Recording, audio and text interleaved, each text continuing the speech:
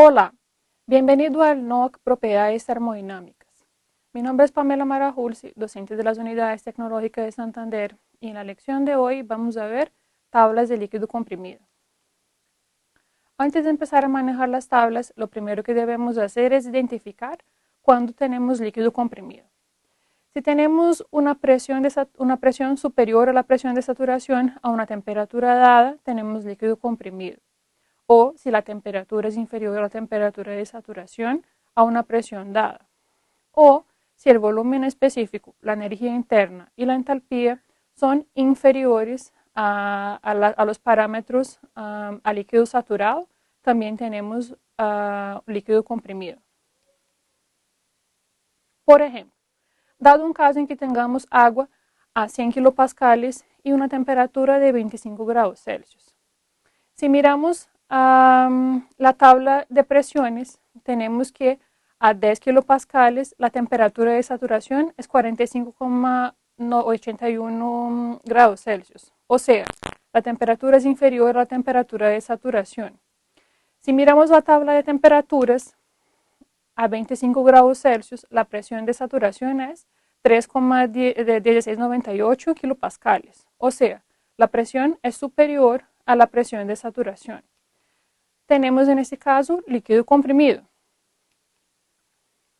Otro ejemplo, si tenemos temperatura a 25 grados Celsius y energía interna a 95 kJ por kilogramo.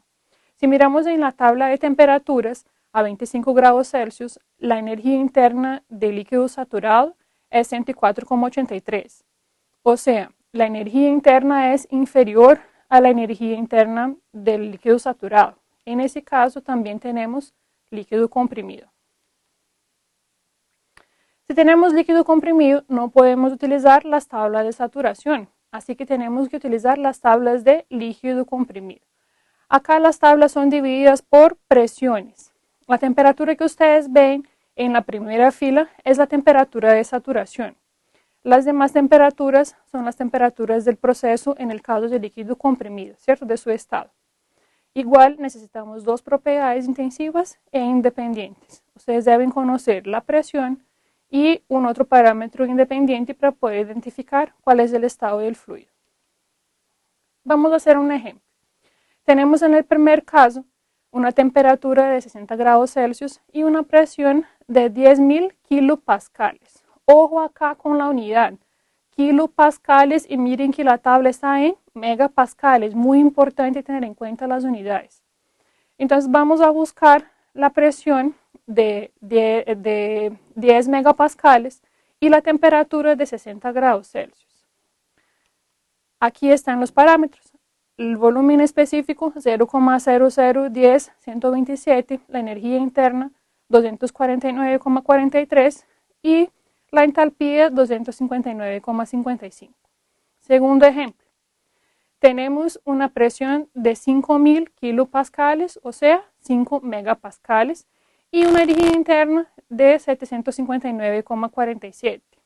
En ese caso, entonces, vamos a tener una temperatura de 180 grados Celsius, volumen específico de 0,0011-240, y entalpía de 765,09. En el tercer caso tenemos una presión de 15.000 kilopascales, o sea, 15 megapascales, y una energía interna, una entalpía, de 1.338,3 kJ por kilogramo. Eso nos da entonces una temperatura de 300 grados Celsius, volumen específico de 0,0013-783 y una energía interna de 1.317,6. Pero en el caso en que no tengamos las presiones dadas en las tablas, por ejemplo, si ustedes miran las tablas de ustedes, la menor presión que tenemos en la tabla de líquido comprimido son 5 megapascales. Y si yo tengo un caso en que yo tengo 1 megapascal, en este caso podemos hacer una aproximación, pero con criterio. Podemos utilizar las tablas de líquido saturado, pero conociendo la temperatura.